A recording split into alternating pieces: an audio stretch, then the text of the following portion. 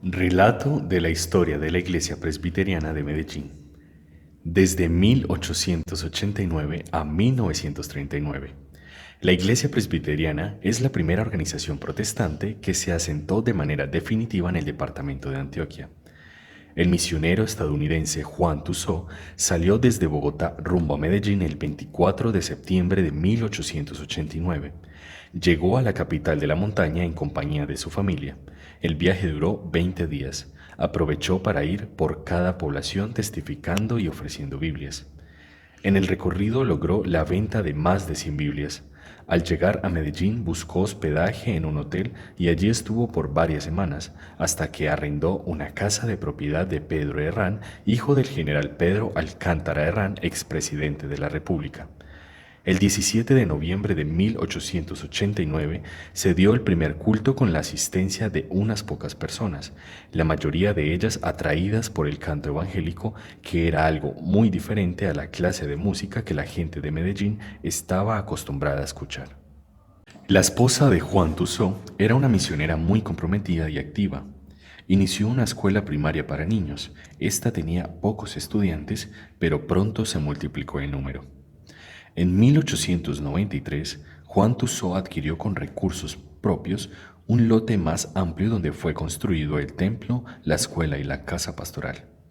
El número de estudiantes de la escuela creció significativamente y luego se llamó Colegio Colón y finalmente Colegio Americano. El reverendo Tussaud promovió las misiones en la iglesia y se desplazaba a llevar las buenas nuevas por otros lugares del departamento de Antioquia, entre ellos Santa Fe de Antioquia, Santa Rosa, Urrao, Concordia, Bolívar, Andes, Don Matías, Jardín, Támesis, Amalfi, Remedios, Río Negro y otros lugares más. En 1891, Juan Tussaud inició la publicación de un periódico al que llamó El Evangelista Colombiano, con el fin de alcanzar más personas y familias con el mensaje del Evangelio. Tussaud enviaba miles de ejemplares del periódico a personas de muchas partes del país. La hojita viajera llegó a recorrer montes y llanos.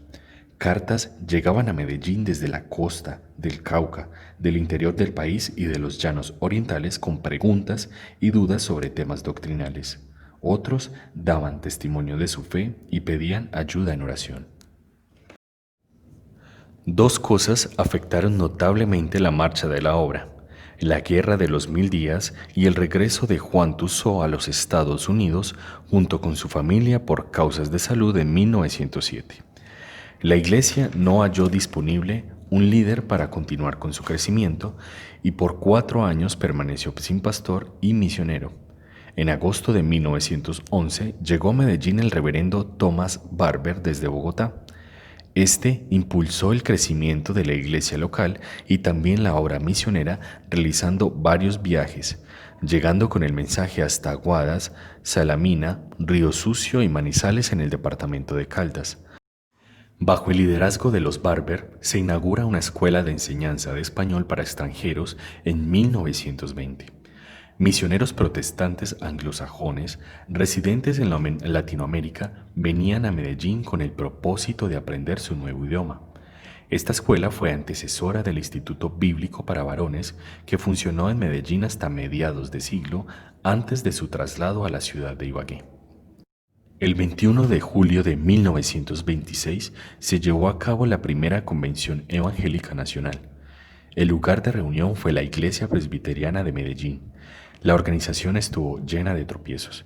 La jerarquía católica en cabeza de Monseñor José Manuel Caicedo intentó obstaculizarla hasta el punto de realizar una manifestación antiprotestante el 19 de julio de 1926. El misionero protestante Alexander Allan acudió al expresidente conservador Carlos Restrepo y al alcalde de la ciudad Nicolás Vélez, procurando preservar la convención, cosa que se logró. Al año siguiente se realizó la Asamblea de Pastores y Líderes Nacionales, donde se consideró la necesidad de responder a la solicitud de pastores y evangelistas para nuevos grupos que se formaban como resultado del mensaje de los creyentes y de la literatura distribuida. se resolvió abrir un instituto bíblico en Medellín para preparar jóvenes como predicadores y maestros y también señoritas para otras actividades en relación con la causa de Cristo. Desde 1940 hasta 1989. En los inicios de la década de los 40, el número de creyentes aumentó en forma considerable.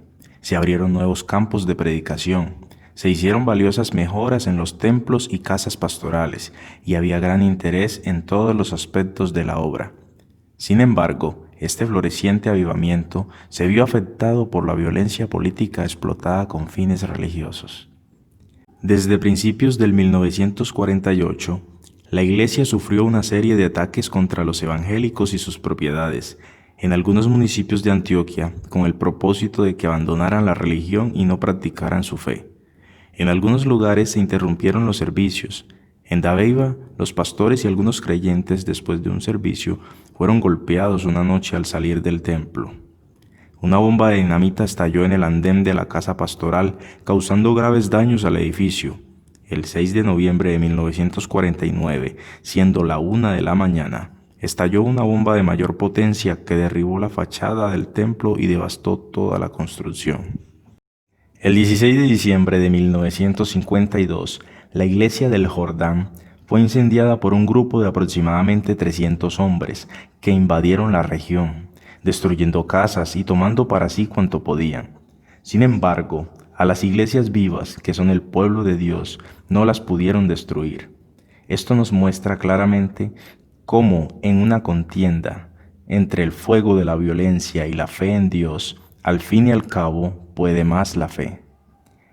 En 1950, el pastor Aristómeno Porras ocupó el pastorado de la iglesia en Medellín, después de haber pastoreado por varios años en el departamento del Tolima.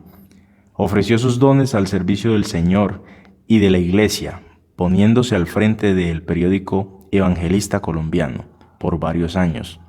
Otros pastores colombianos se destacaron en esta época con sus grandes aportes, entre ellos Juan Vanegas, Jaime Ortiz, ex senador y constituyente de la República, Roberto Argel y Arcesio Cruz. Se ha pensado que Antioquia y Medellín han sido un pueblo intransigente e impenetrable para el Evangelio. Sin embargo, en esta amada iglesia Dios ha elevado entre ellos muchos fieles creyentes en Cristo. 1990-2019, últimos 30 años. La división de la Iglesia Nacional en 1993, la venta de algunas propiedades y el cierre definitivo del Colegio Americano en el año 2000 afectaron a la Iglesia en los últimos años. Sin embargo, todo este tiempo Dios la ha sostenido, dándole vida para que su pueblo se regocije en él. En el año de 2005, bajo el liderazgo del pastor Limni Cruz, la Iglesia inició el proyecto de fundación de la Segunda Iglesia Presbiteriana de Medellín, hoy Congregación de Carambolas.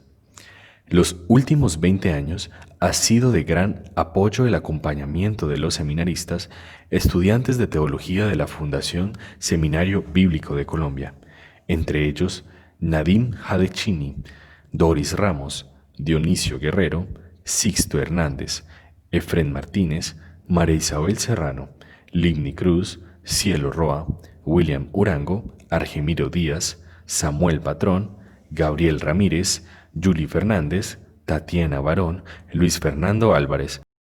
En la celebración de los 130 años, agradecemos a Dios por su fidelidad y confiamos en que seguirá obrando en la visión de alcanzar, restaurar y discipular a muchos con la verdad de las Escrituras, para enviarlos a otras personas y familias en Medellín y sus alrededores.